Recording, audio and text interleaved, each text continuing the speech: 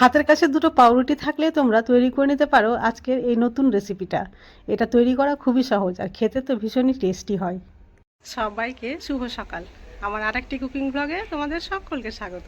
তো চলো সকাল সকাল আমি চলে যাচ্ছি, তোমরাও চলে আসো, কারণ আজকে আমি করব একটা ইউনিক রেসিপি এবং যেটাকে তোমরা বলতে পারো ঝটপট রেসিপি। খুবই অল্প সময়ের মধ্যে এটা তৈরি হয়ে যাবে সামান্য কটা উপকরণ দিয়ে। প্রথমে আমি নিয়েছি দুটো পাউরুটি। পাউরুটিটা যদিও গোল পাউরুটি, কিন্তু এইভাবে চ্যাপটা হয়ে গিয়ে চৌকো হয়ে গেছে। তো কিছু করার নেই, একে আমাকে গোলই বলতে হবে। তো মধ্যেখান থেকে আমি কাট লাগিয়ে দিচ্ছি, লাগিয়ে যেমন বাক্স থাকে না ঠিক তেমনই তৈরি করে নিয়েছি। এবার এর মধ্যে আমি লাগিয়ে দেব ধনেপাতার চাটনি। চাটনিতে একটু তেল, ঝাল এবং লেবু দিয়ে খুব ঝাঝালো করে চাটনিটা করা রয়েছে, খেতে ভীষণই টেস্টি লাগবে। তার জন্য আমি দুই দিকেই লাগিয়ে দিচ্ছি, নিচের দিকে এবং উপরের দিকে দুই দিকে চাটনি খুব ভালোভাবে লাগিয়ে দিলাম। এবার এর মধ্যে আমি দিয়ে দেব বিঙ্গো। এখানে তোমরা লেজও দিতে পারো, তবে আমার কাছে লেজ ছিল না এবং বিঙ্গোর টেস্টটা বেশি ভালো লাগে, তাই আমি এখানে বিঙ্গো দিয়েছি। এবং বাচ্চা থেকে বড় সকলেই কিন্তু এটা পছন্দ করে। এই স্যান্ডউইচের মধ্যে যদি একটু নতুনত্ব নিয়ে আসা যায় তাহলে তারা বেশি পছন্দ করবে। এটাই দিলে মুচমুচে লাগবে খেতে আর কি। তো বিঙ্গো দেওয়া হয়ে গেছে। এবার আমি এর উপরে দিয়ে দিচ্ছি আলু। তবে আলুটা অবশ্যই আগে থেকে আমি এইভাবে কেটে কেটে লবণ দিয়ে সেদ্ধ করে রেখেছি। আলু দেওয়ার পরে দিয়ে দিলাম দুটো করে পেঁয়াজের টুকরো, সেটাও পাতলা করে কেটে নিয়েছি, তবে পেঁয়াজ সেদ্ধ করা ছিল না, কাঁচা অবস্থায় দিয়েছি।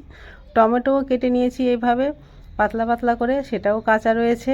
এবং সবশেষে দিয়ে দিচ্ছি ক্যাপসিকাম। ক্যাপসিকাম খুব পাতলা করে দিয়েছি। এবার সবজির যে লেয়ার সেটা শেষ হয়ে গেছে দেওয়া। এবার আমি আবারও উপর থেকে কয়েকটা টুকরো বিঙ্গো দিয়ে দিলাম।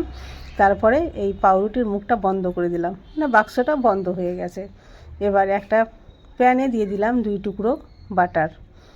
বাটার একটু যখন মেল্ট হয়ে এসছে তখন দিয়ে দিলাম রসুন কুচি, তারপরে দিয়ে দিলাম ঝাল লঙ্কার গুঁড়ো। এবার খুব ভালোভাবে নাড়াচাড়া করে পাউরুটিগুলো এখানে আমি উল্টে পাল্টে খুব ভালোভাবে সেঁকে নেব। এই ধরনের নতুন নতুন এবং সহজ সরল রেসিপি আমি প্রতিদিনই শেয়ার করি। তো আমার রেসিপিগুলো তোমাদের ভালো লাগলে প্লিজ আমার চ্যানেলটি সাবস্ক্রাইব করে পাশে থেকো। আর আগে থেকে সাবস্ক্রাইব করে থাকলে তোমাদের জন্য রইল অসংখ্য ধন্যবাদ। তবে সাবস্ক্রাইব করার সঙ্গে সঙ্গে পাশে থাকা বেল বাটনটা অবশ্যই ক্লিক করে দিও আবার নতুন ভিডিওর আপডেট পাওয়ার জন্য। আমরা স্যান্ডউইচ তো অনেকেই খাই, তবে তার মধ্যে যদি একটু নতুনত্ব কিছু দেওয়া যায় তাহলে খুব বেশি ভালো হয়।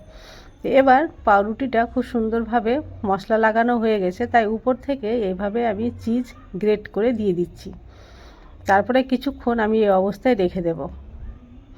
এটা কিন্তু ঢাকা দিয়ে রেখেছিলাম, তোমাদের বলতে ভুলে গেছি, আর গ্যাসের ফ্লেম একেবারে লো রেখেছিলাম।